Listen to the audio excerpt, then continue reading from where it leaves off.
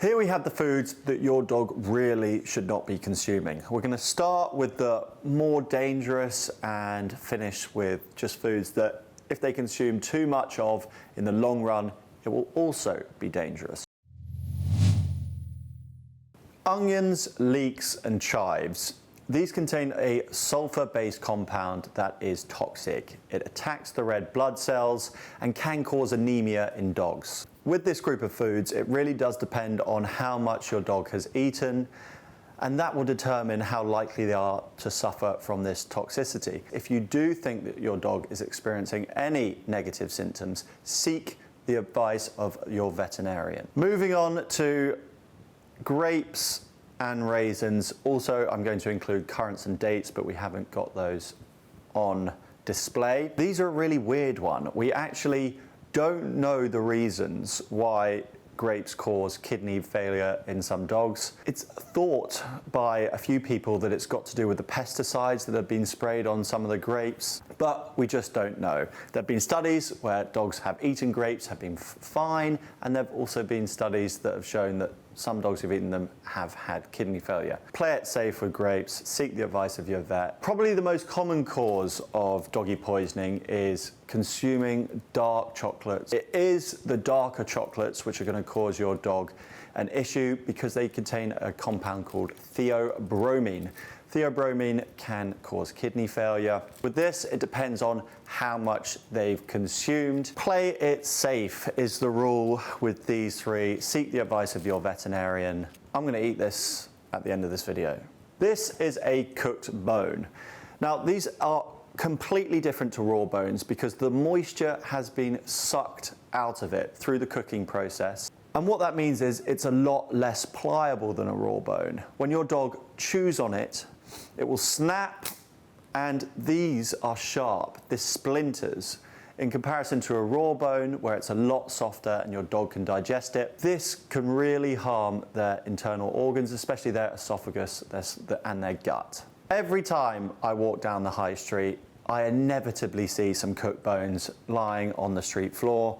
Why? Because there's a fried chicken shop nearly everywhere in the UK. So watch out when you're walking your dog past those shops because there'll be some bones lying on the floor, some cooked bones which you want to avoid. Now going into those foods where if your dog consumes too many of them over a long period of time, it will be really detrimental for their health. The more proper and appropriate foods you can eat over a long period of time, the more longevity you'll have, the healthier you'll be over that period of time, and the happier you'll be. Conversely, the more inappropriate foods you eat over a long period of time, the less healthy you'll be, the more likely you are to develop illnesses like cancer, long-term degenerative diseases like arthritis, maybe kidney disease, liver disease. That really is the effect of eating inappropriate diets made from processed foods. Now, this is a dog treat which is just a gluten-based treat,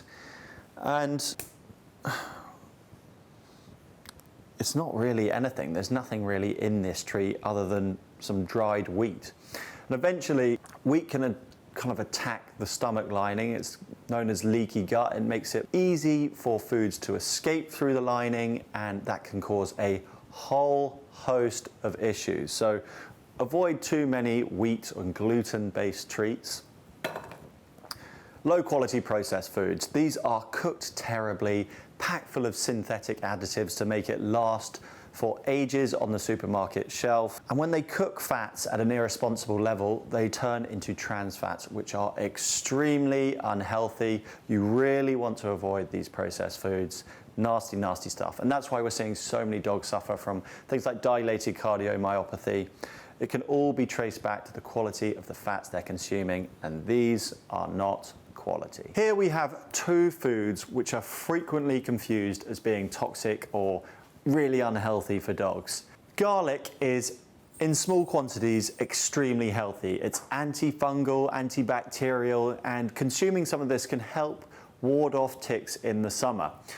You want to aim for about 1/4 clove per 10 kilograms. What you don't want is your dog to eat a whole bulb of garlic.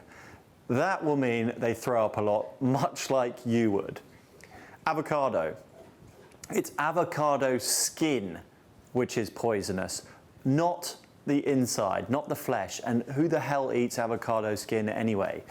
Avocado, delicious, healthy for your dog. Finally, and this is a sensitive topic for many, many people, very politically charged, the plant-based diet for dogs. We are seeing more and more vegans and vegetarians that want to do the right thing, the ethical thing for this planet, and who can blame them? Who can knock that? Having said that, what is natural for a dog is not a plant-based diet. They have not evolved to digest foods like us humans. When you put too many plant foods in your dog's diet, eventually, because of that lack of an ability to absorb the nutrients, it will become nutritionally deficient for them. And when you have nutritionally deficient diets, your dog becomes far more susceptible to illness. I really want dog owners to trust me when I say I have worked with dogs who have been put on plant-based diets and worked to restore their health.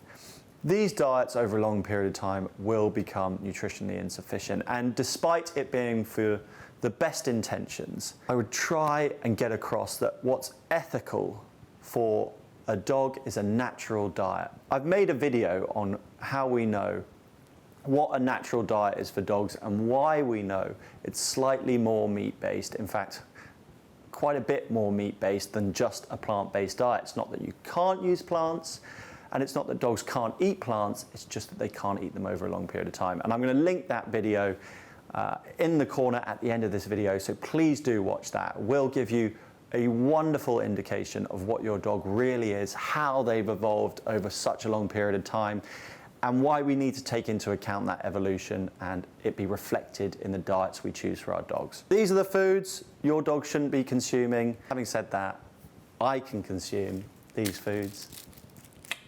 Good for me.